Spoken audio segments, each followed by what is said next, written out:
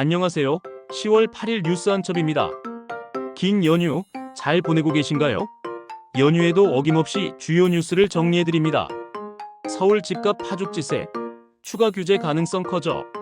서울과 수도권의 집값이 다시 들썩이고 있습니다.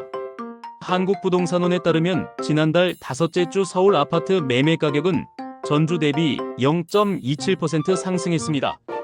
특히 성동구 0.78%, 마포구 0.69%, 광진구 0.65%로 상승폭이 확대되며 서울 25개 자치구 모두 오름세를 보였습니다.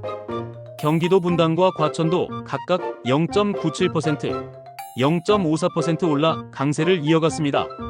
이런 상승세에 정부는 투기과열지구나 조정 대상 지역 재지정 등 강력한 규제 카드를 검토 중입니다. 현재 강남 3구와 용산만 규제 지역으로 남아있는데 비강남권까지 확산될 가능성이 커졌습니다. 시장에서는 갭 투자 수요가 늘어난 만큼 조정 대상 지역 지정 이후 토지거래 허가구역 지정까지 단계적으로 갈 수 있다는 전망이 나옵니다. 이재명 대통령 부부 예능 출연 논란. 이재명 대통령 부부의 예능 프로그램 출연을 두고 야권이 강하게 반발하고 있습니다. 국민의힘 배현진 의원은 방송에서 언급된 이재명 피자 메뉴를 이재명 피의자로 읽었다고 비꼬았고, 이준석 개혁신당 대표는 국정공감 능력을 상실한 행위라고 비판했습니다. 반면 민주당은 야권 인사들의 발언을 허위사실 유포로 규정하며 법적 대응에 나섰습니다. 국가 전산망 마비 사태 당시 대통령이 예능을 촬영했다는 주장에 대해서는 사실이 아니다라며 선을 그었습니다.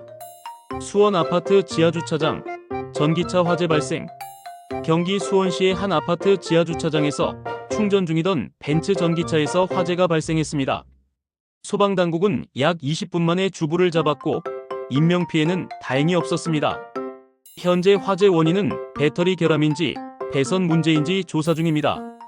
최근 잇따른 전기차 화재로 충전 안전 문제에 대한 경각심이 다시 커지고 있습니다. 중국인 단체 관광객 무비자, 허용 관광지 북적. 정부가 3인 이상 중국 단체 관광객의 무비자 입국을 허용하면서 수원 화성행궁과 서울 명동, 스타필드 등 주요 관광지가 중국인 단체 여행객으로 붐비고 있습니다.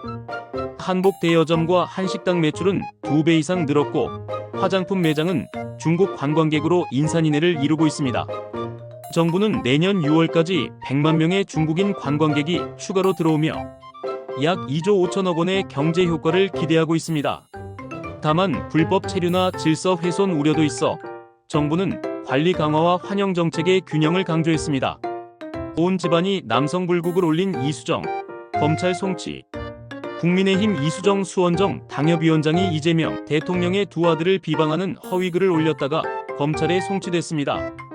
이 위원장은 대선 당시 SNS에 온 집안이 남성 불구라는 문구와 함께 병역 면제 의혹을 게시했지만 이 대통령의 두 아들은 모두 공군병장으로 만기 전역한 사실이 확인됐습니다. 민주당은 허위사실 공표 및 명예훼손 혐의로 고발했고 경찰은 사건을 검찰로 넘겼습니다. 오늘 뉴스 한첩은 여기까지입니다. 서울 집값은 다시 뜨겁고 정치권은 뜨거운 설전 속에 있습니다. 오늘 뉴스가 도움이 되셨다면 좋아요와 구독으로 뉴스 한첩과 함께 해주세요. 감사합니다.